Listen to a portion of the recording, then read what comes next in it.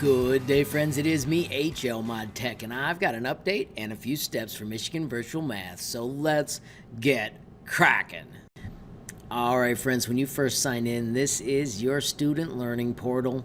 Right now, I'm going to talk to you about Kid Harmon. This is a fake kid that has done almost nothing.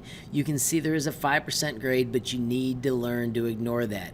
Instead of this page, where you should look for your grade is down here on the grade book. Once you click grade book, make sure you select the course that you're interested in. And if you look at this, in Module 1, I have got 10% because I've only taken one of the quizzes or done one of the assignments. That's how you need to check your grades in Michigan Virtual Math. Just remember that when you enter the LMS, you can also hit the My Progress button.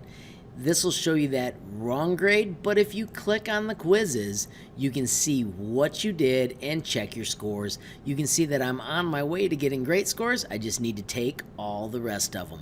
One other super quick reminder, when you hit quizzes, don't forget that you can go back here and look at your quizzes.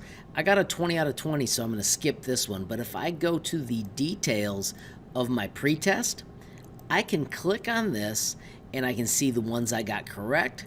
I can scroll down to the ones I did not get correct. I can see the wrong answer I chose, and then I can go back and do the learning. They even tell you when it was going to be taught, which was in 5.01.